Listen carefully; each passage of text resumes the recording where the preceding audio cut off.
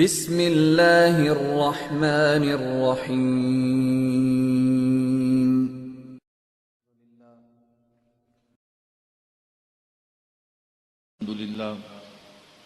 الحمد لله نحمده ونستعينه ونستغفره ونؤمن به ونتوكل عليه ونعوذ بالله من شرور أنفسنا ومن سيئات أعمالنا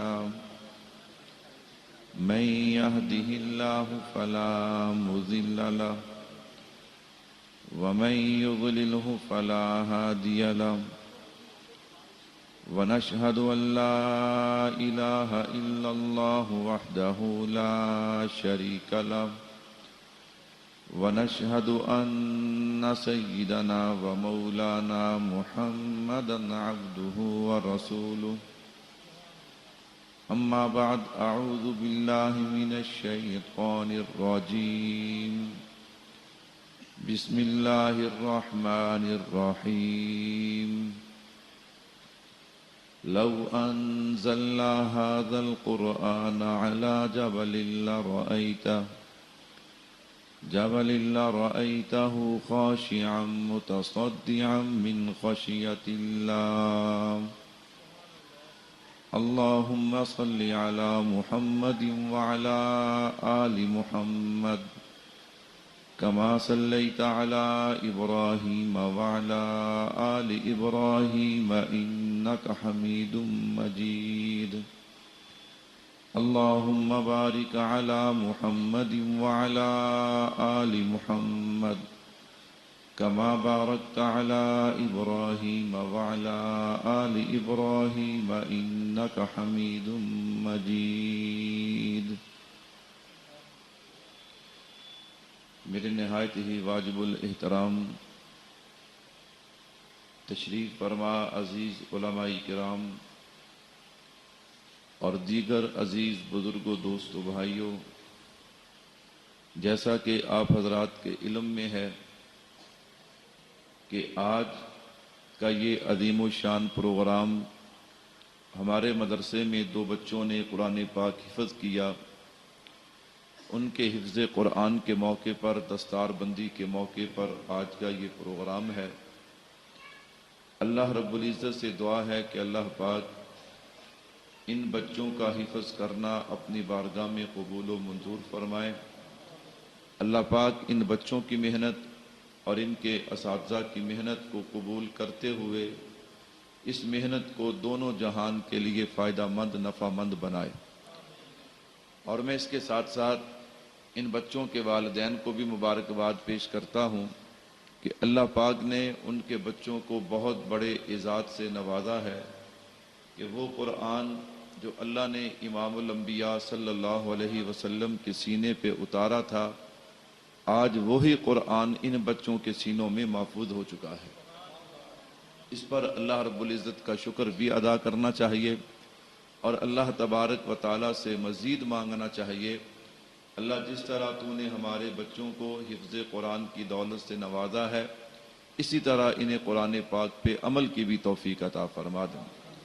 اور ان بچوں کے لیے بہت بڑی سعادت ہے، برادر مکرم حضرت مولانا محمد نواز صاحب دامت برکاتہم العالیہ ہمارے بڑے اچھے ساتھی ہیں، عظیم ساتھی ہیں، اور اللہ پاک نے ان کو بڑا اہم فن دیا ہے مناظرے کا۔ الحمدللہ ہماری جماعت عالمی اتحاد اہل سنت والجماعت کے یہ مرکزی عہدیداروں میں سے ہیں، اور آپ نے دیکھا کہ استاد محترم حضرت مولانا محمد الیاس گھومن صاحب دامت برکاتہم العالیہ لوگ 6 مہینے، سال 2 سال وقت لینے کو لگاتے ہیں، پھر جا کر ان کو وقت ملتا ہے۔ انہوں نے جمعے کے بعد رابطہ کیا، استاد جی نے کہا میں نے فیصل آباد آنا ہے، تو حضرت نے ان کو گزارش کی اور آپ نے دیکھا کہ استاد جی تشریف لائے۔ الحمدللہ اس میں ہم سب کی سعادت بھی ہے اور خصوصاً ان بچوں کی سعادت بھی ہے کہ جن کی دستار بندی فخر دیوبند، متکلم اسلام، استاد المناظرین حضرت اقدس حضرت مولانا محمد الیاس گھومن صاحب دامت برکاتہم العالیہ نے اپنے ہاتھوں سے فرمائی ہے۔ تو اللہ تبارک و تعالی ان بچوں کو اس بات کی اہمیت سمجھنے کی توفیق عطا فرمائے۔ میرے بھائیوں، ختم قرآن کا موقع ہے۔ عظمت قرآن کے حوالے سے میں آپ حضرات کے سامنے گفتگو کروں گا۔ ویسے تو مولانا نے مجھے فرمایا کہ آپ جس عنوان پہ چاہیں گفتگو کریں، لیکن موقع کی مناسبت سے چونکہ ختم قرآن کا موقع ہے، عظمت قرآن کے حوالے سے گفتگو کروں گا۔ اللہ سے دعا ہے اللہ مجھے شرح صدر کے ساتھ گفتگو کرنے کی توفیق عطا فرمائے۔ آپ حضرات سپیکر سے پریشان ہیں، سمجھ آ رہی ہے کہ نہیں آ رہی؟ ماشاءاللہ اونچے ہاتھ کھڑے کریں جن کو سمجھ آ رہی ہے ماشاءاللہ۔ یہ پیچھے والے حضرات کو سمجھ نہیں آ رہی، وہ ہاتھ نہیں کھڑے کر رہے، تو بھائی اس کو ٹھیک کرو، اس لیے کہ مقصد تو سننا اور سنانا ہے۔ اگر یہی مسئلہ حل نہ ہوا تو پھر آنے کا فائدہ کیا ہے؟ تو خیر، میں بلا تاخیر اپنی گفتگو کا آغاز کرتا ہوں۔ عظمت قرآن عنوان ہے۔ میں نے قرآن کریم سے ایک آیت مبارکہ پڑھی ہے۔ اس آیت مبارکہ پر میں ایک سوال باندھوں گا، ایک اعتراض آپ کے سامنے لا کر پھر اس سوال اور اعتراض کا جواب دوں گا۔ انشاءاللہ قرآن کا مقام بھی سمجھ میں آئے گا اور صاحب قرآن کا مقام بھی سمجھ میں آئے گا انشاءاللہ۔ لو انزلنا ھذا القرآن، اللہ رب العزت اعلان کرتے ہیں، میرا سوال سمجھنا، اگر سوال سمجھ آیا تو پھر جواب بھی سمجھ آئے گا۔ اللہ رب العزت فرماتے ہیں لو انزلنا ھذا القرآن علی جبل لرأیتہ خاشعا متصدعا من خشیۃ اللہ۔ اللہ فرماتے ہیں اگر میں اس قرآن کو پہاڑوں پہ نازل کرتا تو پہاڑ اس قرآن کی جلالت کو برداشت نہ کر سکتے، قرآن کی عظمت کو برداشت نہ کر سکتے اور پہاڑ ریزہ ریزہ ہو جاتے۔ سوال یہ ہے اللہ پہاڑ اتنا بڑا، اتنا طاقتور، اتنی قوت والا، اتنے بڑے وجود والا، اگر تیرا کلام اس پہاڑ پہ آتا پہاڑ ریزہ ریزہ ہو جاتے، لیکن ہمارا سوال یہ ہے کہ یہ معصوم بچے جن کا وجود بھی اتنا بڑا نہیں، جن کی طاقت بھی اتنی زیادہ نہیں، ان کے سینے میں الحم سے لے کے والناس تک سارا قرآن محفوظ ہو گیا، ان کے سینے کو کچھ نہیں ہوا۔ اللہ پہاڑ پہ آئے، پہاڑ ریزہ ریزہ ہوتا ہے، ان بچوں کے سینے میں آیا، ان کے سینے کو کچھ نہیں کہتا۔ آخر وجہ کیا ہے؟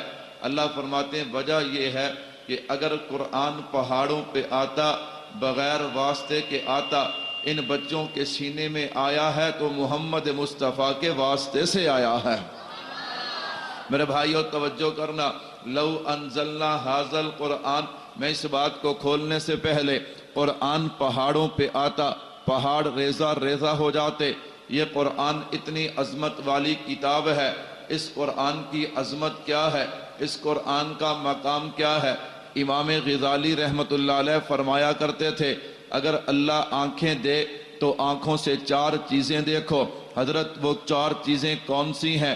فرمایا نمبر 1 بیت اللہ کو دیکھو، نمبر 2 روضہ رسول کو دیکھو، نمبر 3 اولیاء اللہ کا چہرہ دیکھو، نمبر 4 کتاب اللہ قرآن کو دیکھو۔ حضرت کیوں؟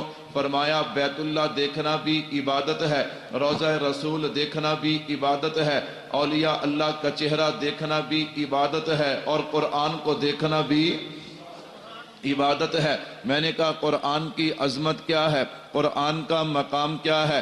میں نے کہا سنو، یہ قرآن کی عظمت ہے، یہی قرآن ہے کہ جس کا پڑھنا بھی ثواب ہے، یہی قرآن ہے جس کا سننا بھی ثواب ہے، یہی قرآن ہے جس کو باوضو ہاتھ لگانا بھی ثواب ہے، یہی قرآن ہے جس کو باوضو سینے سے لگانا بھی ثواب ہے، یہی قرآن ہے جس کو باوضو چومنا بھی ثواب ہے، یہی قرآن ہے۔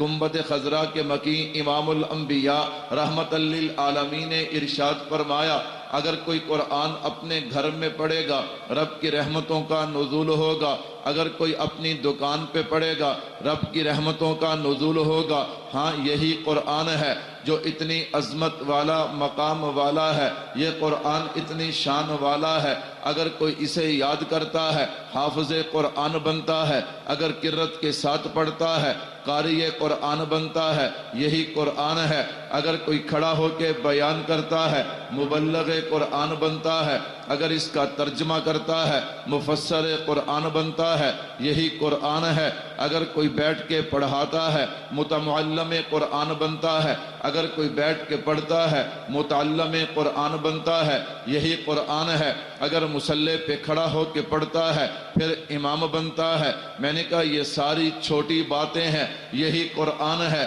خدا کی قسم جو اس قرآن پہ عمل کرتا ہے وہ اللہ کا ولی بن جاتا ہے۔ میں نے کہا قرآن کی عظمت دیکھنا، قرآن کا مقام دیکھنا، اللہ نے قرآن کو شان کیا دیا ہے۔ ہمارے اکابر میں سے حضرت امام عاصم رحمت اللہ علیہ بہت بڑے قرآن کے قاری گزرے ہیں، اللہ نے آپ کو عجیب شان سے نوازا تھا۔ حضرت امام عاصم رحمت اللہ علیہ جس مجلس میں بیٹھتے آپ قرآن کریم کی تلاوت کرتے یا آپ گفتگو کرتے، آپ کے منہ سے ایک عجیب قسم کی خوشبو آیا کرتی اور پوری مجلس معطر ہو جاتی، پوری مجلس مہکنے لگتی، لوگ بڑے پریشان ہوتے، یار یہ مولوی صاحب نے کیا کیا ہے، کہیں انہوں نے اپنے منہ میں خوشبو تو نہیں رکھی۔ جیسے آج کل بھی کچھ جاہل لوگ اعتراض کرتے ہیں، او جی حضرت احمد علی لاہوری رحمت اللہ علیہ کی قبر سے خوشبو کیسے آ گئی، موسیٰ روحانی بازی رحمت اللہ علیہ کی قبر سے خوشبو کیسے آ گئی۔ آج بھی لوگ کہتے ہیں او جی غازی عبد الرشید شہید کی قبر سے خوشبو کیسے آ گئی، لال مسجد کے شہداء بچے اور بچیوں کی قبر سے خوشبو کیسے آ گئی۔ میں نے کہا جاہل تو نہیں جانتا، جو زبان ہر وقت قرآن پڑھے، جو زبان ہر وقت قرآن سے تر رہے، جو کان ہر وقت قرآن کی تلاوت سنے، جو نظریں ہر وقت قرآن و حدیث پہ جمی ہوئی ہوں، جن سینوں کے ساتھ ہر وقت قرآن لگے ہوئے ہوں، اگر وہ قبر میں نہیں اتر کے ان کے جسم مہکیں گے نہیں تو اور کیا ہوگا۔ خیر میں عرض کر رہا تھا حضرت امام اعظم لوگوں کو شک گزرا کہ قاری صاحب جان بوجھ کے اپنے منہ میں کوئی چیز رکھتے ہیں، جب گفتگو کرتے ہیں تو مجلس معطر ہو جاتی ہے۔ ایک دن لوگوں نے پکڑ لیا، حضرت بتائیے کیا بات ہے، یہ آپ گفتگو کرتے ہیں یا قرآن پڑھتے ہیں، پوری مجلس خوشبو سے مہک جاتی ہے، وجہ کیا ہے؟ حضرت نے انکار، لوگوں کا اصرار، جب آپ نے دیکھا اب لوگ جان نہیں چھوڑتے، آپ نے کہا سنو پھر بات کیا ہے؟ کیا بات ہے؟ فرمایا ایک دن میں سویا، امام الانبیاء صلی اللہ علیہ وسلم کا دیدار نصیب ہوا، اللہ کے نبی نے فرمایا عاصم تو مجھے بڑا پیارا لگتا ہے۔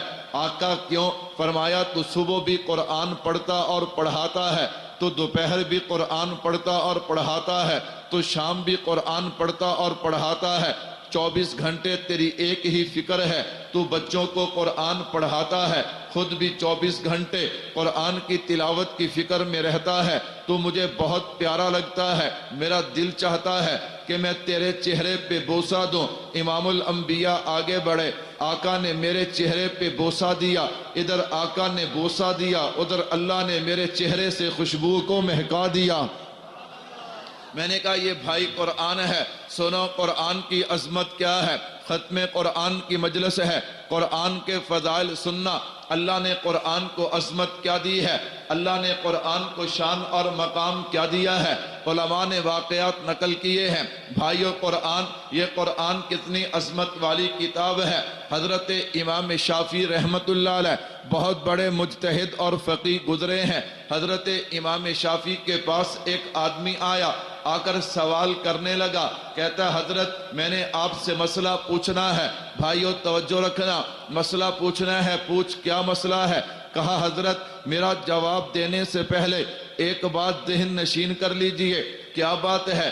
کہتا ہے یہ مسئلہ میں کئی علماء سے پوچھ کر آیا ہوں۔ حضرت نے کہا اچھا چل پوچھ کیا مسئلہ ہے؟ اس نے کہا جی مسئلہ یہ ہے، میرا نکاح ہوا، شادی ہوئی، عرصہ تک میرے ہاں اولاد نہیں، عرصہ کے بعد اللہ نے مجھے بیٹی عطا کی ہے۔ جب اللہ نے مجھے بیٹی عطا کی میں جوش میں آیا، ہوش کھو بیٹھا، میں نے بڑی عجیب قسم کی قسم اٹھائی ہے کیا قسم اٹھائی؟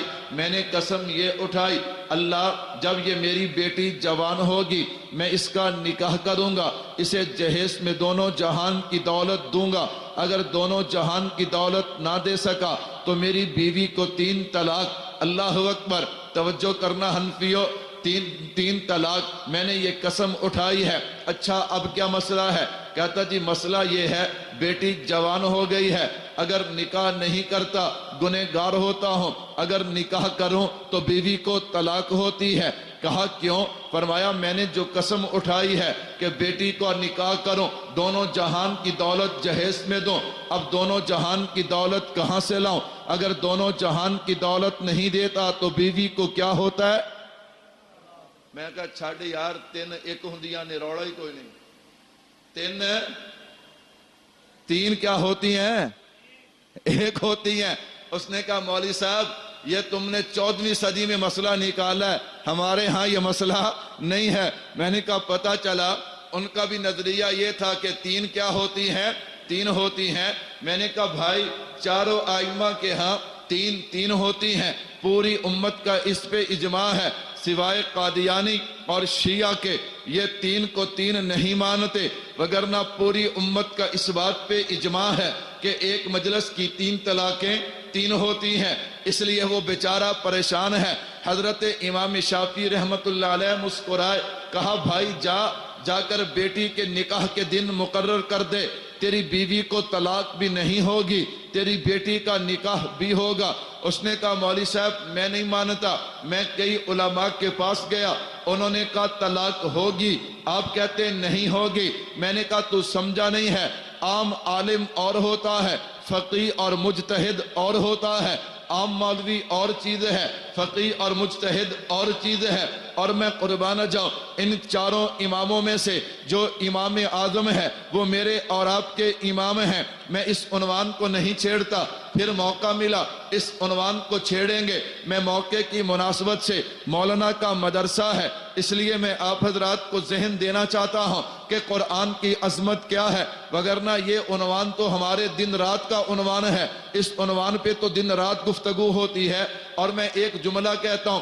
میں جناب والا خوشامد کے لیے نہیں کہتا، حضرت استاد جی نے ہمیں ایک بات سکھائی اور سمجھائی ہے کہ جو حقیقت ہے اسے کہو، جو سچ ہے اسے کہو۔ میں نے کہا دن رات ہمارے عنوانات یہی ہیں، ہم مسلک کے حوالے سے گفتگو کرتے ہیں، لیکن یاد رکھو جب کوئی آدمی ہم سے مناظرے کی بات کرتا ہے پھر ہم کیا کہتے ہیں؟ میں کہتا ہوں میں جماعت کا خطیب ہوں، میں جماعت کا کارکن ہوں، اگر مناظرہ کریں گے تو انشاءاللہ مولانا نواز صاحب کریں گے انشاءاللہ۔ کون کرے گا جی؟ مولانا نواز صاحب۔ یہ بات میں نے آپ کو خوشامد کے لیے نہیں، میں نے صرف اس لیے کہ اللہ نے یہ آپ کو کتنا قیمتی انسان دیا ہے، اس سے کام بھی لیں، اور یہ جو کام کر رہے ہیں ان کے ہم نوا بھی ہو جائیں۔ ان کو پوچھیں مولانا آپ جو مسلک کا دفاع کر رہے ہیں آپ کو کس چیز کی ضرورت ہے، آپ کی ضروریات کیا ہیں؟ آپ ضروریات سے بے نیاز ہو جائیں، آپ بس ٹک کے مسلک کا کام کریں، مسلک کا دفاع کریں، انشاءاللہ العزیز پھر اس کے رزلٹ ہی کچھ اور ہوں گے۔ خیر میں عرض کر رہا تھا حضرت امام شافعی رحمت اللہ علیہ نے فرمایا کہ بھائی جا تیری بیٹی کا نکاح بھی ہوگا، تیری بیوی کو طلاق بھی نہیں ہوگی۔ میں قرآن کی عظمت بتا رہا تھا، اس نے کہا مولوی صاحب ایسے بات نہیں بنے گی۔ میں کئی علماء کے پاس گیا، انہوں نے کہا بیٹی کا نکاح کرے گا دونوں جہان کی دولت دے نہیں سکتا، بیوی کو طلاق ہو جائے گی۔ حضرت امام شافعی سمجھ گئے یہ ایسے نہیں مانے گا، آپ اندر گئے، اندر سے قرآن پاک اٹھا کے لائے اور کہا جب بیٹی کو رخصت کرنے لگے یہ قرآن پاک جہیز میں دے دینا، اس لیے کہ اللہ نے اس قرآن کو دونوں جہان کی دولت بنا کے اتارا ہے۔ میں نے کہا بھائی خوش بخت ہیں وہ والدین جنہوں نے اپنے بچوں کو دونوں جہان کی دولت دی ہے، جنہوں نے اپنے بچوں کے سینے میں قرآن کریم محفوظ کروایا۔ یہ قرآن کتنی عظمت والی کتاب ہے، اس قرآن کو اللہ نے کیا شان دی ہے، اس قرآن کو اللہ نے کیا مقام دیا ہے۔ حضرت بشر بن حارث رحمت اللہ علیہ یہ بڑے اللہ والے گزرے ہیں۔ عجیب بات ہے، اللہ کا نظام ہوا کرتا ہے، اللہ نے آپ کو دین بھی بہت عطا کیا، اللہ نے آپ کو دنیا کا مال بھی بہت عطا کیا۔ آیا اتفاقی طور پہ کبھی ایسا ہوتا ہے اللہ دین دیتے ہیں دنیا نہیں دیتے، کبھی اللہ دین اور دنیا دونوں عطا کر دیتے ہیں۔ حضرت بشر بن حارث رحمت اللہ علیہ کے پاس دین بھی بہت تھا، مقام تصوف پہ تھے اور دنیا کا مال بھی بہت تھا۔ ایک دن مرید نے پوچھ لیا، اس نے کہا حضرت یہ کیسے ہوا؟ آپ کے پاس دین بھی ہے، آپ کے پاس دنیا بھی ہے، یہ دونوں چیزیں کیسے ممکن ہو گئیں؟ حضرت نے کہا بھائی اس میں میرا تو کوئی کمال نہیں ہے، حضرت کوئی محنت تو کی ہوگی، کوئی چلہ تو کاٹا ہوگا، کوئی کوشش تو کی ہوگی۔ حضرت نے فرمایا کوئی کوشش نہیں، یہ صرف اللہ کا کرم ہے۔ حضرت یہ کرم کیسے ہوا؟ فرمایا میں تو غافل انسان تھا، میں تو غفلت کی زندگی گزارتا تھا۔ ایک دن میں راستے سے جا رہا تھا، میری حالت یہ تھی کہ دنیا کے مال کے حوالے سے 1 روپیہ بھی میری جیب میں نہیں ہوتا، میں کوئی چیز خرید لیتا، اور رہا دنیا دین کے حوالے سے مجھے کسی بات کا علم نہیں تھا۔ میں جا رہا تھا، میں نے راستے میں ایک کاغذ کا ٹکڑا دیکھا، مجھے قرآن کریم کا حصہ محسوس ہوا، میں نے اٹھا لیا، میں نے اٹھا کے اسے صاف کیا، صاف کرنے کے بعد چوما ہے، چوم کر جیب میں ڈال لیا، لیکن میرا دل مطمئن نہ ہوا۔ میں عطار کی دکان پہ گیا، میں نے وہاں سے خوشبو خریدی اور میں نے قرآن کریم کی اس آیت پہ خوشبو لگائی ہے، اللہ کے نام پہ خوشبو لگائی ہے۔ میں گھر جا کے لیٹ گیا، اللہ تبارک و تعالیٰ کی طرف سے الہام ہوتا ہے، اے بشر اگر تو نے ہمارے نام کو معطر کیا ہے ہم تجھے دونوں جہاں میں معطر کر دیں گے، ہم تجھے دونوں جہاں میں معطر کر دیں گے۔ بھائیو یہ قرآن ہے، یہ قرآن کتنی عظمت والی کتاب ہے، علماء نے حدیث مبارکہ نقل کی ہے۔ توجہ کرنا بھائی، جب یہ قرآن پڑھنے والا بچہ اپنے گھر سے نکلتا ہے، ایک قدم اٹھاتا ہے، اپنے مکتب کی طرف جاتا ہے، مدرسے کی طرف جاتا ہے، اللہ ایک قدم اٹھانے پہ اسے 3 نیکیاں عطا کرتے ہیں، 3 اجر عطا کرتے ہیں، 3 نعمتیں اور سعادتیں عطا کرتے ہیں۔ وہ 3 سعادتیں کون سی ہیں؟ فرمایا ایک قدم اٹھاتا ہے، اللہ ہر قدم پہ جنت میں ایک شہر اس کے نام کا آباد کرتے ہیں۔ بھائیو ایک گھر نہیں، ایک کمرہ نہیں، ایک محل نہیں، ایک شہر اللہ جنت میں تعمیر کرتے ہیں۔ توجہ رکھنا، فرمایا یہ ایک قدم اٹھاتا ہے، اللہ ایک قدم پہ 1 سال کی عبادت کا ثواب عطا کرتے ہیں۔ توجہ کرنا بھائیو، ہاں جن کے بچے گھر سے قرآن پڑھنے نکلتے ہیں وہ کتنے سعادت مند ہیں، وہ کتنے نیک بخت ہیں۔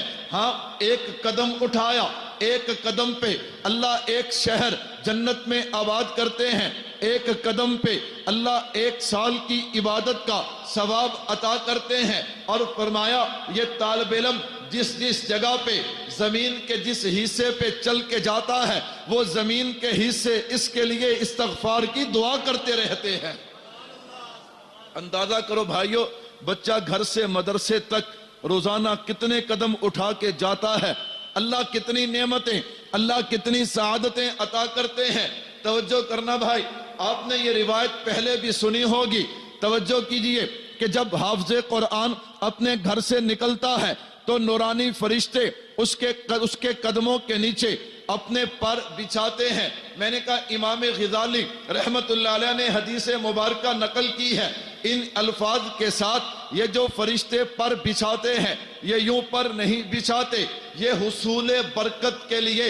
اب سمجھو فرشتے نوری مخلوق ہیں، اللہ اکبر، ہر وقت اللہ کی اطاعت میں، اللہ کی عبادت میں مصروف ہے۔ ابھی میرے استاد تشریف لائے، میں بھی بھاگا، مولا نواز صاحب بھی بھاگے، یہ کہتے جوتا میں اٹھاؤں، میں نے کہا جوتا میں اٹھاؤں، کیوں؟ اس لیے یہ جوتا اٹھانا حصول سعادت کے لیے ہے کہ میرے استاد کا جوتا ہے، آپ کے پیر صاحب آ جائیں، آپ بھاگ کے جوتا اٹھاتے ہیں کہ ہمارے پیر صاحب ہیں، جوتا اٹھاؤں گا سعادت حاصل ہوگی۔ میں نے کہا اب دیکھو بچہ تیرا ہے، آسمانوں سے فرشتے بھاگتے ہیں، آ کر تیرے بچے کے قدموں کے نیچے اپنے نورانی پر بچھا دیتے ہیں حصول برکت کے لیے، حصول سعادت کے لیے۔ میں نے کہا کیا قدر ہے تیرے بچے کی، کیا عظمت ہے تیرے بچے کی۔ یہ بات میری نہیں ہے، یہ بات تیری نہیں ہے، یہ بات امام الانبیاء کی ہے، اور ہمارا نظریہ ہے سارا جہان غلط ہو سکتا ہے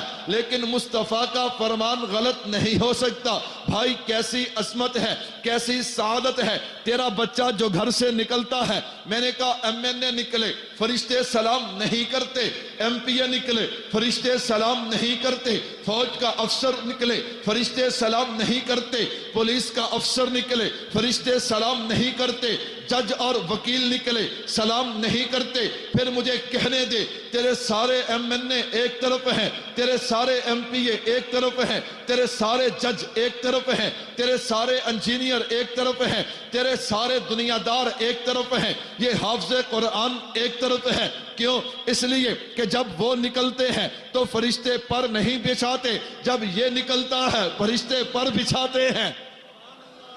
پھر بتاؤ نیک بخت یہ ہے، سعادت مند یہ ہیں یا وہ ہیں؟ ان کو تو سلام کرتے ہو، ان کو تو سلام کرتے ہو، لیکن یہ بھی کہتے ہو یار ملک سارا روڑا مولویہ نے پایا۔ کنہوں نے پایا؟ میں نے کہا نہ تجھے غلط کسی نے کہا۔ اگر یہ علماء نہ ہوتے، یہ حفظ کرنے والے بچے نہ ہوتے، یہ قرآن پڑھنے پڑھانے والے نہ ہوتے، تیرے ملک کا کب سے نام و نشان مٹ جاتا۔ اگر یہ جناب ملک سلامت ہے ان دین والوں کی وجہ سے، ان قرآن والوں کی وجہ سے سلامت ہے۔ خیر میں تبصرہ نہیں کرتا، بغیر تبصرے کے گفتگو کرتا ہوں۔ میں فضائل سنا رہا تھا کہ قرآن کے فضائل کیا ہیں، قرآن کی عظمت کیا ہے۔ قرآن پڑھنے والے بچوں کی بات چلی، سن یہ قرآن پڑھنے والے جو بچے ہیں ان کی عظمت اور شان کیا ہے۔ حضرت بایزید بستامی رحمت اللہ علیہ بہت بڑے اللہ والے ہیں، اللہ اکبر۔ ان کو اللہ نے مقام تصوف کے میدان میں بہت بڑا مقام عطا کیا۔ یہ حضرت بایزید بستامی کون ہے؟ جو حضرت مجدد کے بھی شیخ ہیں، اتنا بڑا انسان ہے۔ یوں مجلس لگی ہوئی، ایک مرید کھڑا ہو گیا، مرید نے کھڑے ہو کے حضرت کے فضائل بیان کرنے شروع کر دیے کہ میرے پیر صاحب بڑی عظمت والے، میرے پیر صاحب بڑی شان والے، جن کا اللہ کے ساتھ قرب زیادہ ہوتا ہے ان پہ پکڑ بھی ویسی ہوتی ہے۔ اب یہ مرید تعریف کر رہا ہے، حضرت خاموش بیٹھے ہیں، مجلس ختم ہوئی، حضرت اپنے حجرے میں چلے گئے، اللہ اللہ شروع کی ہے، لیکن وہ دل کی کیفیات جو روحانیات تھیں وہ ختم ہو چکی ہیں۔ حضرت بڑے پریشان ہو گئے۔ کیوں؟ اس لیے ہم دیوبند والوں کا نظریہ ہے اللہ کا ولی سب کچھ برداشت کر سکتا ہے لیکن اللہ کا نام نہیں چھوڑ سکتا، وہ تلاوت قرآن نہیں چھوڑ سکتا، وہ نماز نہیں چھوڑ سکتا، وہ حلال حرام کا پابند ہوتا ہے، وہ پردے کا پابند ہوتا ہے۔ ہاں جو اللہ کا ولی ہوتا ہے وہ قرآن پڑھنے والا ہوتا ہے۔ کیوں؟ اہل القرآن اہل اللہ، میرے محبوب نے بتا دیا یہ قرآن والے اللہ کے ولی ہیں۔ تبھی تو میں نے تاریخ اولیاء پڑھ کے دیکھی ہے۔ حضرت معین الدین اجمیری چشتی رحمت اللہ علیہ بڑھاپے کے عالم میں قرآن کریم یاد کیا ہے اور روزانہ ایک قرآن پاک ختم کیا کرتے تھے۔ میں نے تاریخ اولیاء پڑھی ہے۔ حضرت خواجہ بختار الدین کاکی رحمت اللہ علیہ روزانہ 2 قرآن پڑھا کرتے تھے۔ بابا فرید الدین گنج شکر رحمت اللہ علیہ بڑھاپے میں قرآن کریم سے ایسا پیار ہے، ایک قرات نہیں 7 قراتوں میں قرآن پاک پڑھا کرتے تھے۔ میں نے کہا یہ قرآن کے عاشق ہیں، میں کیسے مان لو کہ جس ظالم کو ناظرہ قرآن نہیں آتا وہ اللہ کا ولی ہے؟ میں کیسے مان لو جو ظالم داڑھی منڈوا کے نالی میں پھینکتا ہے وہ اللہ کا ولی ہے؟ میں کیسے مان لو جو ظالم نماز نہیں پڑھتا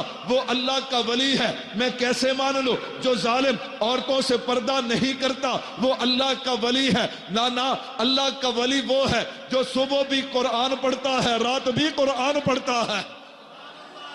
ہاں جو صبح بھی قرآن پڑھے، جو دوپہر بھی قرآن پڑھے، جو رات بھی قرآن پڑھے، یہ اللہ کے ولی ہیں۔ اور جو قرآن کے نہیں کہتا مولوی صاحب تو انو کی پتا معرفت کی ہوندی ہے، تو انو کی پتا، میں کہتا تینو کی پتا شریعت کی ہوندی ہے تے اللہ دی جہنم ہے۔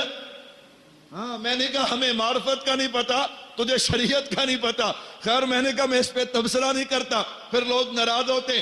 میں نے کہا ناراض نہ ہوا کرو، ہم آپ کی عزت بھی بچاتے ہیں، آپ کا مال بھی بچاتے ہیں. روز اخبار پڑھتے ہو نا، یہ بے نمازی پیر، یہ قرآن نہ پڑھنے والا پیر، یہ عورتوں سے پردہ نہ کرنے والا پیر، اور تم تو احترام کرتے ہو یہ اللہ کا ولی ہے، لیکن یہ ظالم تیرا مال بھی خراب کرتا ہے، تیری عزت بھی خراب کرتا ہے. اس لیے ہم ولیوں کے منکر نہیں. میں نے کہا ولی ماننا ہے، ہم سلام پیش کرتے ہیں خواجہ معین الدین اجمیری چشتی کو. ہاں اگر ولی ماننا ہے حضرت احمد علی لاہوری کو مان، بابا فرید الدین گنج شکر رحمت اللہ علیہ کو مان. میں نے کہا پیر ماننا ہے، دیکھ جا کر جامعہ عبیدیہ میں تجھے حضرت شاہ جی نظر آئیں گے جو قرآن کے مفسر اور حدیث پڑھانے والے ہیں. میں نے کہا ہاں اللہ نے ہمیں بزرگ دیے ہیں، ہم اللہ کے ولیوں کو مانتے بھی ہیں، ان کی بیعت بھی ہم بیعت بھی کرتے ہیں اور ولیوں کو مانتے بھی ہیں. خیر بات دور نکلی، میں بات سمیٹ کے،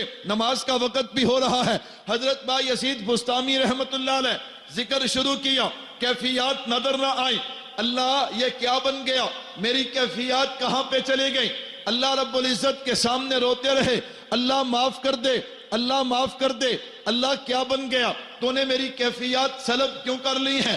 جب کئی دن گزر گئے پھر اللہ نے الہام کیا، فرمایا پیارے فلاں دن تیری مجلس میں تیرا مرید کھڑا ہو کے تیری تعریفیں کر رہا تھا، تو نے اسے منع کیوں نہیں کیا. بس اس وجہ سے ہم نے تیری کیفیات ختم کر دی ہیں. اللہ اب یہ واپس کیسے ہوں گی. فرمایا ہاں اس کی ایک صورت ہے، سننا بھائیو سننا، اس کی ایک صورت ہے. اللہ کیا صورت ہے. فرمایا تیرے اس شہر میں، تیرے اس قصبے میں، تیرے اس دیہات میں ایک دین کا مدرسہ ہے، وہاں پہ قرآن پڑھنے والے بچے ہیں. جی اللہ وہاں قرآن پڑھنے والے بچے ہیں. جا با یزید بستامی جا، ان بچوں سے جا کر اپنے لیے دعا کروا، پھر میں تیری کیفیات لوٹاؤں گا. حضرت با یزید بستامی چلے. وقت کا قطب ہے، وقت کا ابدال ہے، وقت کا ولی ہے، چلا ہے. ہاں مدرسے کے دروازے پہ پہنچا ہے، طلباء کھڑے ہو گئے، اساتذہ کھڑے ہو گئے. وقت کا ولی آج ہمارے مدرسے میں آیا. حضرت شیخ تڑپ گئے، فرمایا نہ بیٹا نہ، تم میرے استقبال کے لیے کھڑے نہ ہو. کیوں؟ ساری دنیا مجھے جانتی ہے، میں تمہیں جانتا ہوں. ساری دنیا دعا کروانے کے لیے میرے پاس آتی ہے، مجھے حکم ہوا ہے میں دعا کروانے کے لیے تمہارے پاس جاؤں. بھائیو حضرت آئے، یوں بچوں کو اپنے ارد گرد بٹھا لیا، کہا بیٹا اٹھاؤ ہاتھ، اٹھاؤ ہاتھ وقت کے ولی کے لیے، آج اللہ سے دعا کرو. میں نے کہا اسی کو تو قرآن کہتا ہے، لو انزلنا ھذا القرآن علی جبل لرأیتہ خاشعا متصدعا من خشیۃ اللہ. یہ قرآن اتنی عظمت والا ہے، لیکن اللہ یہ پہاڑوں پہ آئے تو ریزہ ریزہ ہوتے ہیں.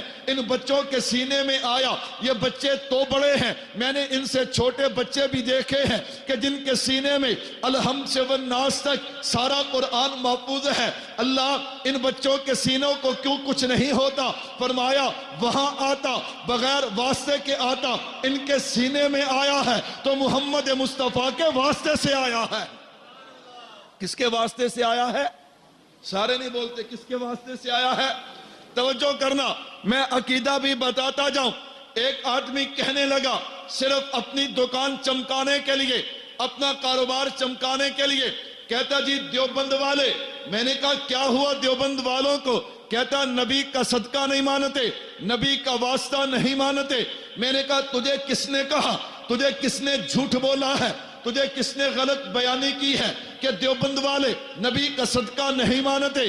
میرا عقیدہ ہے کہ یہ جہان جو ہے یہ سب میرے نبی کا صدقہ ہے. اگر میرے محبوب نہ ہوتے کائنات میں کچھ بھی. ایک اور اٹھا، کہتا جی تم نبی کو بشر کہتے ہو. میں نے کہا کس ظالم نے کہا؟ میں نے کہا کس جھوٹے نے کہا؟ کہا جی آپ کی کتابوں میں لکھا ہے. میں نے کہا نظر کمزور ہے تو لے کے اینک ہم سے چلے جانا، پڑھ کے دیکھنا. ہم نبی کو بشر نہیں کہتے، ہم نبی کو سید البشر کہتے ہیں. میں نے کہا تجھے کس نے کہا؟ میں بس اشارتاً میں بات آگے بڑھاتا ہوں. تو میں نے کہا یہ قرآن اگر پہاڑوں پہ آتا، بغیر واسطے کے آتا، لیکن ان بچوں کے سینوں میں آیا ہے، بغیر واسطے کے نہیں آیا. بلکہ میرے نبی کے واسطے سے آیا ہے۔ یہ پہلا اعزاز نہیں ہے، یہ نبی کے صدقے سے اللہ نے ہمیں پہلا اعزاز نہیں دیا۔ نبی کے صدقے سے اللہ نے ہمیں کیا کچھ عطا کیا۔ میرے اور آپ کے آقا اگر فرش پہ تھے تو ہر وقت میرے اور آپ کے لیے اللہ سے دعا کرتے رہے۔ اگر میرے نبی اگر اللہ کی ملاقات کے لیے عرش پہ پہنچے ہیں، وہاں جا کر بھی میرے اور آپ کے محبوب ہمیں بھولے نہیں ہیں۔ اللہ نے اپنے محبوب کو دیدار کروایا، فَكَانَ قَابَ قَوْسَيْنِ أَوْ أَدْنَىٰ ثُمَّ دَنَا فَتَدَلَّىٰ فَكَانَ قَابَ قَوْسَيْنِ أَوْ أَدْنَىٰ۔ اللہ نے سارے پردے ہٹا کے اپنے محبوب کو جو دیدار کروایا، اللہ نے پیار میں آ کے پوچھا، میرے محبوب، جب کوئی محبوب اپنے محب کو ملنے جاتا ہے پھر کوئی نہ کوئی تحفہ لے کے جاتا ہے، کوئی نہ کوئی ہدیہ لے کے جاتا ہے، تو جو مجھ سے ملنے کے لیے آیا تو میرے لیے کیا لے کے آیا؟ میرے محبوب جانتے تھے اللہ کو مال کی ضرورت نہیں، اللہ عبادت کو پسند کرتے ہیں۔ میرے محبوب نے کمال کر دیا۔ میرے محبوب نے کیا کہا؟ میرے محبوب نے کہا التحیات للہ والصلوات والطیبات۔ کیا مطلب؟ اللہ انسان تین طرح سے عبادت کر سکتا ہے، نمبر 1 قولی، نمبر 2 بدنی، نمبر 3 مالی۔ اللہ میری قولی عبادت بھی تیرے لیے، اللہ میری بدنی عبادت بھی تیرے لیے، اللہ میری مالی عبادت بھی تیرے لیے۔ کیوں؟ اس لیے کہ اللہ مشکل کشا بھی تو ہے، اللہ حاجت روا بھی تو ہے، اللہ بگڑی بنانے والا بھی تو ہے، اللہ داتا بھی تو ہے، اللہ ہوائیں چلانے والا بھی تو ہے، اللہ بارشیں برسانے والا بھی تو ہے، اللہ بیٹے اور بیٹیاں دینے والا بھی تو ہے، اللہ آسمانوں کو بلندیاں دینے والا بھی تو ہے، اللہ زمین کو وسعتیں دینے والا بھی تو ہے، اللہ دن کو اجالا دینے والا بھی تو ہے، اللہ رات کو اندھیرا دینے والا بھی تو ہے، اللہ چاند کو چاندنی دینے والا بھی تو ہے، اللہ سورج کو کرنیں دینے والا بھی تو ہے، اللہ ستاروں کو روشنی دینے والا بھی تو ہے، اللہ پرندے کو اڑان دینے والا بھی تو ہے، اللہ پانی کو روانی دینے والا بھی تو ہے، اللہ پتھروں کو طاقت دینے والا بھی تو ہے، اللہ پتوں کو ہریالی دینے والا بھی تو ہے، اللہ تو ہی تو ہے۔ اللہ جناب آدم کو مٹی سے پیدا کر کے فرشتوں سے سجدہ کروانے والا بھی تو ہے، اللہ جناب نوح کی کشتی کو کنارے پہ لگانے والا بھی تو ہے، اللہ جناب یعقوب کو نظر دینے والا بھی تو ہے، اللہ جناب یوسف کو کنویں سے اٹھا کے مصر کا تاج دینے والا بھی تو ہے، اللہ جناب یونس کو مچھلی کے پیٹ میں زندہ رکھنے والا بھی تو ہے، اللہ جناب صالح کے کہنے پہ پتھروں سے اونٹنی کو پیدا کرنے والا بھی تو ہے، اللہ جناب ابراہیم کو آگ سے زندہ باہر نکالنے والا بھی تو ہے، اللہ جناب اسماعیل کی ایڑیوں سے آب زمزم کو جاری کرنے والا بھی تو ہے، اللہ جناب موسیٰ کے لیے دریاؤں میں راستے بنانے والا بھی تو ہے، اللہ جناب عیسیٰ کو زندہ آسمانوں پہ اٹھانے والا بھی تو ہے۔ اللہ تو ہی تو ہے، اللہ تو ہی تو ہے۔ جب تو ہی تو ہے پھر تیرا محبوب اعلان کرتا ہے التحیات للہ والصلوات والطیبات، اللہ قولی عبادت بھی تیرے لیے ہے، صرف اور صرف یا اللہ مدد، باقی سب شرک و بدعت۔ اللہ جب تو ہی تو ہے، اللہ رکوع کے قابل بھی تو ہے، اللہ سجدے کے لیے بھی تو ہے، اللہ نظر و نیاز بھی تیرے لیے ہے۔ جب میرے اللہ نے دیکھا میرے محبوب نے کمال کر دیا، فوراً کہا السلام علیکہ ایھا النبی ورحمت اللہ وبرکاتہ۔ میرے محبوب نے دیکھا اللہ کی رحمت عروج پہ ہے، فوراً کہا السلام علینا۔ اللہ میں اکیلا نہیں، میں اپنی گنہگار امت بھی ساتھ شامل کرتا ہوں۔ اللہ جو برکت مجھے دی ہے میرے صدقے سے میری امت کو بھی عطا کر دے۔ اللہ جو سلامتی مجھے دی ہے میرے صدقے سے میری امت کو بھی عطا کر دے۔ اللہ جو رحمت مجھے دی ہے میرے صدقے سے میری امت کو بھی۔ امت سبحان اللہ بھی نہیں کہتی، تھکی تھکی امت بیٹھی ہے، سارے کو سبحان اللہ۔ میں نے کہا، کہتا مولوی صاحب تم سلام نہیں پڑھتے، تم کیا نہیں کرتے؟ میں نے کہا کیوں جھوٹ بولتا ہے؟ کہتا سلام نہیں پڑھتے۔ میں نے کہا پڑھتے ہیں بیٹا، پڑھتے ہیں لیکن با ادب ہو کے، بے ادب ہو کے۔ میں نے کہا ہم نے وضو کیا، اپنے آپ کو پاک کیا، اللہ کی ثنا کی ہے، پھر رکوع کیا، پھر سجدہ کیا، پھر دو زانو ہو کے بیٹھ گئے اور پڑھا السلام علیکہ ایھا النبی ورحمت اللہ۔ میں نے کہا بھائی فرق اتنا ہے، تو انسان کا بنایا ہوا پڑھتا ہے، میں رحمان کا بنایا ہوا پڑھتا ہوں۔ ہاں میں نے کہا فرق صرف اتنا ہے تو انسان کا بنایا پڑتا ہے، میں رحمان کا بنایا پڑتا ہوں۔ تو بھائی میں عرض کر رہا تھا یہ پہلی سعادت نہیں ہے، نبی کے صدقے سے اللہ نے ہمیں کیا کچھ عطا کیا۔ اگر میں اس پہ گفتگو کروں یہ مستقل عنوان ہے، میں آخری بات دے کے بات ختم کرتا ہوں۔ میں نے کہا یہ قرآن کتنی عظمت والا، تو میں عرض کر رہا تھا کہ اگر پہاڑوں پہ آتا، بغیر واسطے کے آتا، حضور کے سینے پہ آیا ہے تو محمد مصطفیٰ کے اس بچے کے سینے میں آیا ہے تو محمد مصطفیٰ کے۔ اور یہ قرآن کتنی عظمت والی کتاب ہے۔ ہمارے اکابر میں سے حضرت مولانا احمد علی لاہوری صاحب کہہ دو رحمت اللہ علیہ، حضرت لاہوری ہندوستان سے گرفتار ہوئے، پاکستان آئے، لاہور انگریز کی عدالت میں انگریز جج نے کہا کہ لاہوری احمد علی اگر تجھے پورے لاہور سے کوئی تیری جناب والا ضمانت دینے والا مل جائے تو میں تجھے کیا کر دوں گا، لیکن پورے لاہور سے حضرت لاہوری کو کوئی ضمانتی ملا؟ میرے بھائیوں پورے لاہور سے ضمانتی نہیں ملا، پھر اللہ نے اسباب پیدا کر دیے۔ میں قربان جاؤں حضرت لاہوری کی بصارت اور بصیرت پہ اسی لاہور میں ڈیرے لگا دیے جہاں ہر طرف شرک و بدعت پھیلی ہوئی تھی۔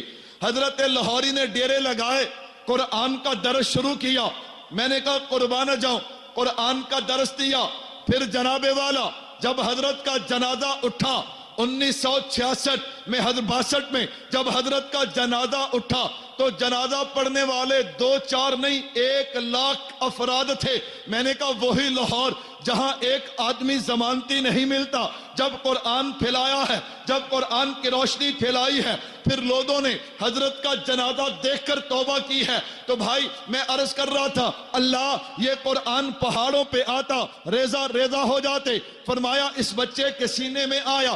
کیا مطلب کہ دوپہر کا وقت ہو، سورج اپنی آب و تاب پہ ہو، اگر کوئی آدمی سورج کی طرف دیکھتا ہے دیکھ نہیں سکتا لیکن پھر بھی دیکھے گا، آنکھیں خراب ہو جائیں گی، لیکن اگر یوں کرے گا کہ 5, 10, 20 روپے کا چشمہ لے کے وہ چشمہ لگا کے اب سورج کو دیکھے گا، اب نظر خراب نہیں ہوگی۔ وجہ کیا ہے کہ سورج میں جلال ہے، اس آئینے میں جمال ہے، اس نے اس کے جلال کو ختم کر کے جمال میں بدل دیا ہے، اس لیے اب اس کی روشنی جو ہے وہ آنکھوں کو کچھ نہیں کہتی۔ میں نے کہا اللہ جلال والا ہے اور متکلم کے کلام میں اس کے اوصاف نمایاں اور ظاہر ہوتے ہیں۔ اللہ جلال والا ہے، اللہ کا کلام بھی جلال والا ہے۔ ہاں جلال والا کلام اگر پہاڑوں پہ آتا پہاڑ ریزہ ریزہ ہو جاتے، لیکن وہ پہاڑوں پہ نہیں آیا، وہ محمد مصطفیٰ صلی اللہ علیہ وسلم کے جمال والے سینے پہ آیا ہے۔ وہ جلال والا کلام اس جمال والے سینے پہ آیا ہے، تبھی تو صحابہ فرماتے ہیں جب جبرائیل امین وہی لے کے آتے یوں محسوس ہوتا بہت ساری شہد کی مکھیوں کی آواز ہے، یوں محسوس ہوتا الجرس یعنی گھنٹی کی آواز ہے۔ وہ جلال والا کلام جب جمال والے سینے پہ آیا ہے، پھر جمال والے سینے سے ہوتا ہوا میرے نبی کی زبان سے نکلا ہے، پھر انداز یہ بنتا ہے الحمدللہ رب العالمین الف لام میم ذالک الکتاب۔ ہاں میرے بھائی اگر وہ ڈائریکٹ آتا پہاڑ بھی ریزہ ریزہ ہو جاتے، اب نبی کے سینے سے آیا ہے تو بچے کے سینے کو کچھ کہتا ہی نہیں۔ اللہ سے دعا ہے اللہ مجھے اور آپ کو اپنے بچوں کو قرآن پاک پڑھانے کی توفیق عطا فرمائے۔ ایک گزارش کرتا ہوں جنہوں نے اپنے ان 2 بچوں کو قرآن پاک حفظ کروایا، ہمارے ہاں بڑی عجیب بات ہے، ہم حفظ کے بعد اپنے بچوں کو آزاد چھوڑ دیتے ہیں۔ کیا کرتے ہیں جی بچے کیا کرتے، نہ نماز پڑھتے ہیں، نہ داڑھی رکھتے ہیں، نہ سر پہ ٹوپی ہے، سکول کالج داخل کروا دیا۔ ہوتا کیا ہے آہستہ آہستہ قرآن سینے سے کیا ہو جاتا ہے۔ اب کیا ہے حدیث مبارکہ میں آتا ہے یا تو کل قرآن تمہارے لیے سفارش کرے گا یا تمہاری مخالفت کرے گا۔ اللہ اس نے مجھے یاد کیا، یاد کرنے کے بعد میرے اوپر عمل نہیں کیا، اس نے مجھے چھوڑ دیا، تو بھی آج اس کو چھوڑ دے۔ تو بھائی کتنی محنت سے قرآن یاد کیا ہے۔ ہاں میں یہ نہیں کہتا کہ آپ اپنے بچوں کو کالج میں سکول میں نہ بھیجیں، دنیا داری میں نہ لگائیں، لیکن ان پہ کڑی نگرانی کریں، ان کو دنیا داری کے ماحول میں نہ جانے دیں۔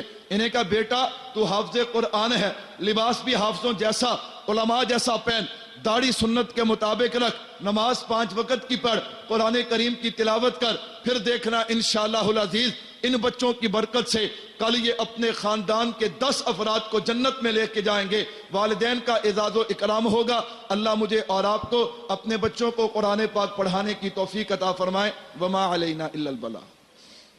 بسم اللہ الرحمن الرحیم۔ اللہم صلی علی محمد وعلی آل محمد کما صلیت علی ابراہیم وعلی آل ابراہیم انک حمید مجید۔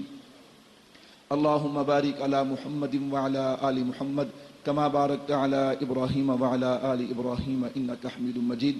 الحمدللہ رب العالمین والعاقبۃ للمتقین والصلاة والسلام علی رسولہ الکریم۔ ربنا ظلمنا انفسنا وان لم تغفر لنا وترحمنا لنکونن من الخاسرین۔ الہی گنہگار ہیں، خطا کار ہیں، سیاہکار ہیں، ذلت میں ڈوبے ہوئے، تو رحمان ہے، رحیم ہے، کریم ہے۔ یا اللہ ہمارے گناہوں کو معاف فرما، یا اللہ ہماری خطاؤں کو معاف فرما۔ یا اللہ جتنے دوست پریشان ہیں سب کی پریشانیاں دور فرما۔ یا اللہ کو رزق کی وجہ سے پریشان ہے اسے حلال رزق عطا فرما، جس کے پاس ہے اس میں برکتیں عطا فرما۔ یا اللہ جو اولاد کی وجہ سے پریشان ہیں انہیں نورینہ اولاد عطا فرما، جن کے پاس ہے اسے نیک اور فرما بردار بنا۔ یا اللہ جتنے بیمار ہیں، کوئی روحانی بیمار، کوئی جسمانی بیمار، سب بیماروں کو شفا عطا فرما۔ یا اللہ ہمارے جتنے رشتہ دار، عزیز و اقارب، دوست احباب، استاد اس دنیا سے جا چکے ہیں، تمام کی قبروں کو جنت کا باغ بنا، آخرت کی منزلوں کو آسان فرما۔ یا اللہ پاک جن بچوں نے قرآن پاک حفظ کیا ہے، یا اللہ پاک ان کی اس محنت کو، ان کے اساتذہ کی محنت کو، والدین کی محنت کو، مدرسے والوں کی محنت کو اپنی بارگاہ میں قبول و منظور فرما۔ ان بچوں نے قرآن پاک حفظ کیا، انہیں اسی طرح انہیں مکمل یاد کر کے پھر اس قرآن پاک پر عمل کرنے کی توفیق عطا فرما۔ یا اللہ پاک حفظ قرآن پہ تو نے جن جن عظمتوں، سعادتوں، نعمتوں کا وعدہ کیا ہے ان بچوں کو بھی عطا فرما، ان کے والدین کو بھی عطا فرما۔ جس مدرسے میں انہوں نے پڑھا ہے اس مدرسے کے ساتھ جو دوست احباب کسی طرح بھی جانی مالی طور پہ امداد کرتے ہیں، یا اللہ پاک ان کے مال و جان کی حفاظت فرما، انہیں اسی طرح یا اللہ پاک دینی مدارس کی خدمت کرنے کی توفیق عطا فرما۔ سبحان ربک رب العزت عما یصفون۔ یا اللہ آج کا یہ پروگرام جن دوست احباب نے کسی طرح سے بھی اس میں شرکت کی ہے، سننے کے لیے آئے، سنانے کے لیے آئے، اس کے اہتمام میں مالی جانی یا اللہ پاک جیسا بھی حصہ ڈالا ہے اپنی بارگاہ میں اسے قبول و منظور فرما۔ سبحان ربک رب العزت عما یصفون وسلام علی المرسلین والحمد للہ رب العالمین اجمعین برحمتک۔